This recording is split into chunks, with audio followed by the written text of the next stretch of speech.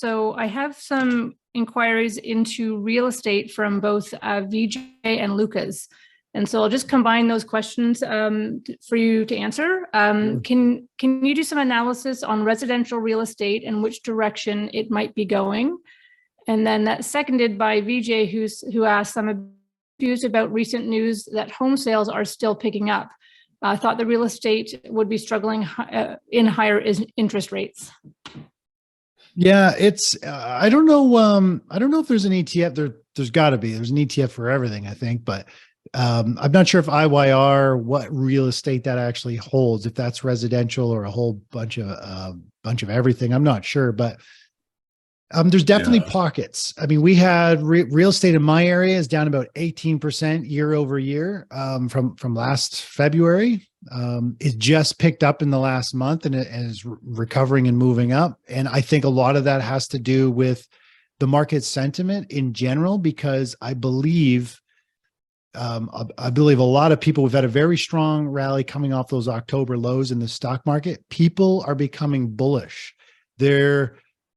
And this is the whole complacency rally. Like, just to quickly pull this up, this whole complacency rally thing, if you haven't seen this yet, this here is the complacency rally. So we've had the stock market correct. It's, shot across the bow. It's pulled back more than 20%. Technically, then we're in a bear market. But we've had this big October rally, and now investors are getting bullish. They think 2022 was the bear market. They think that things are good. The tech's taking off, their favorite big tech companies.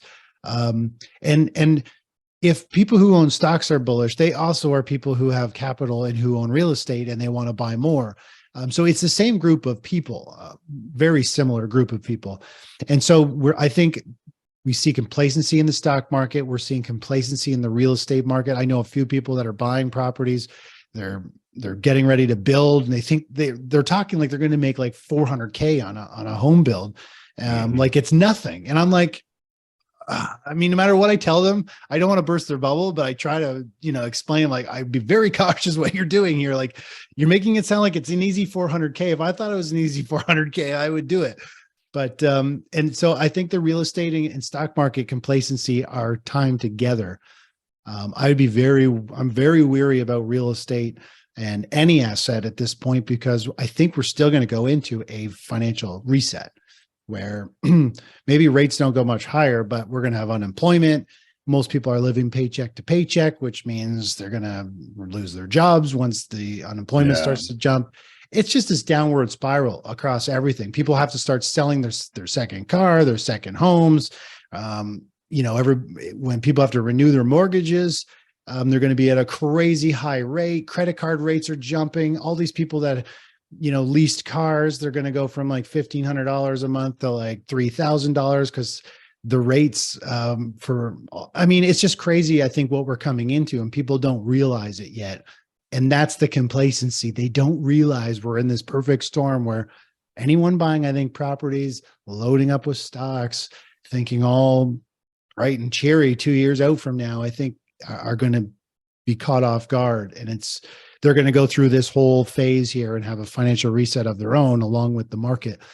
So I'd be very, very cautious. I'm excited for this to happen. It's going to be really tough on a lot of people, but this is an opportunity for all of us to take it with stride, take advantage of it. And eventually, when the markets have corrected and we're down at this lower end of this cycle, which is the trough, which is the point of maximum financial opportunity, this is when real estate will be amazing. You'll have the pick of your litter, find one with a second apartment, an accessory apartment, a garage, a workshop, and rent it out and you use the workshop. You can do whatever you want. You find businesses, equipment, vehicles, you name it. But we're right up here in this nosebleed section still, and we haven't had the revaluation event. So that's where I think things are headed. I could be totally wrong, but it doesn't matter, because if the markets take off and start going up, our system's going to kick us in and boom, we're going to ride it up.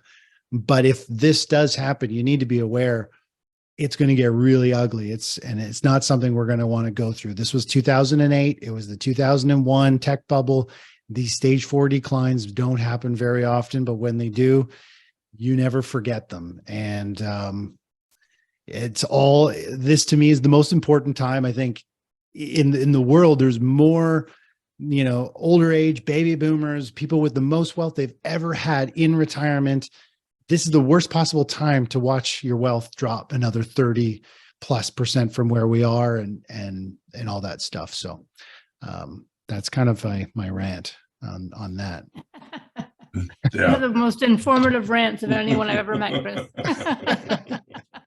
Do stock and commodity super cycles, technical analysis, proprietary trading strategies, live mentoring, and an active community of traders excite you? Are you looking for proven trade alerts complete with portfolio allocation, entry price, target, and protective stop levels? Find out why thetechnicaltraders.com is the best source for active traders and investors to learn and earn. Visit www.thetechnicaltraders.com today.